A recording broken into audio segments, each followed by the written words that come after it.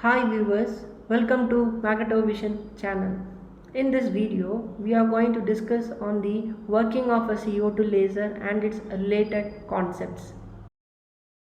The discussion will be based on the topic lasers and fiber optics.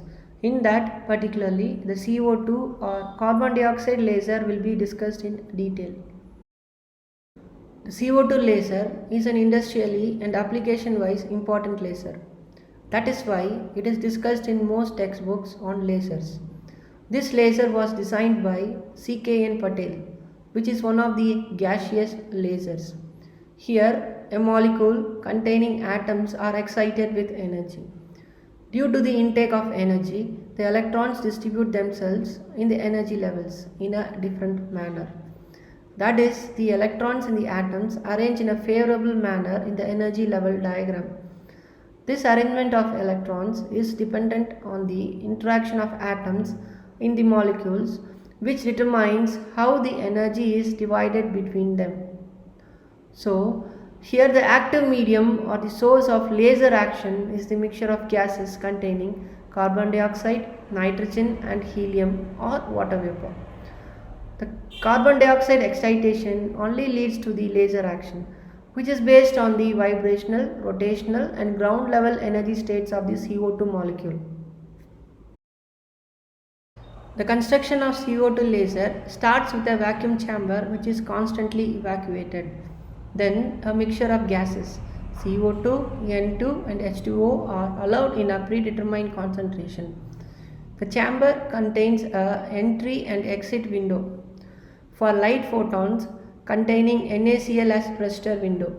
Here, the entry Brewster window is covered by a mirror which is fully silvered, that is, they can reflect 100% of the light photons falling on them. And the exit Brewster window has mirror which has only 50% silvered. Then, large electric discharge is applied in the chamber containing the gases. For the CO2 laser, the optical resonators are formed by the two mirrors, one 100% silvered, other 50% silvered. The light photons are reflected back and forth between these mirrors in order to achieve the laser action. This particular component of laser is called as resonating chamber. The population inversion is a requirement for the laser action to take place.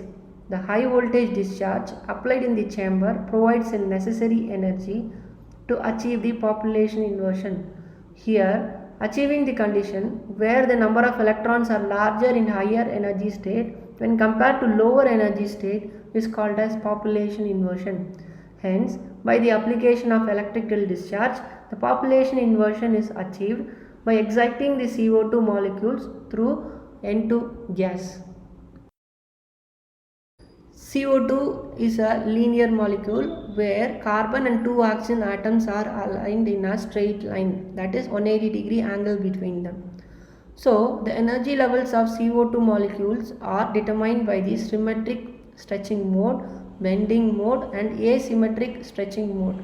In a linear molecule like carbon dioxide, the motion of oxygen atom relative to the carbon atom generates three different modes of energy in the molecule. When the oxygen atoms move in a similar manner, that is, they move towards the carbon atom or move away from the carbon atom, it creates a symmetric stretching mode energy. Similarly, when these oxygen atoms move differently from each other, that is, one moving towards the carbon atom, other moving away from the carbon atom, then they create the asymmetric stretching mode energy.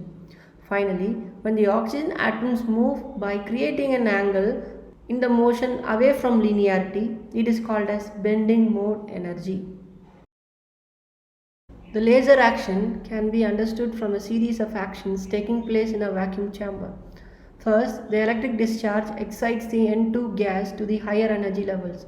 This happens by the collision of N2 gas with the electrons that are discharged through the electric discharge.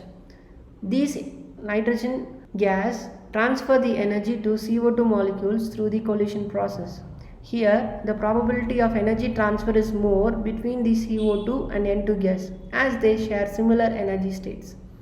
Once the CO2 is excited to energy level 4, it is understood that the population inversion condition is achieved using the electrical discharge process.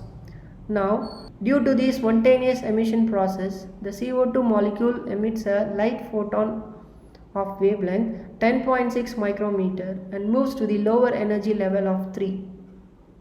Hence, the energy level 4 is known as metastable state, where the molecule spends more time than any other energy level.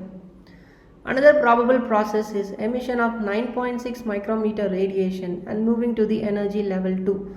So both these excitation and de-excitation will create laser action. As already explained, the CO2 molecules are excited to achieve population inversion through the nitrogen gas.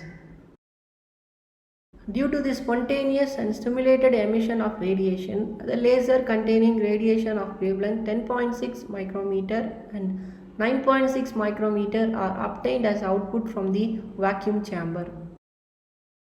The population inversion condition sustains the laser output from the chamber, which can be obtained in continuous mode or pulsed mode. As in summary, the CO2 laser properties are listed here. If these properties are known, the entire CO2 laser can be described. Depending on the power and size of the carbon dioxide laser, the application varies from medical field to industrial applications. Also, the application and power is dependent on the continuous mode and pulse mode of operations. With this, we have come to the conclusion of description of the carbon dioxide laser under the section Laser and Fiber Optics.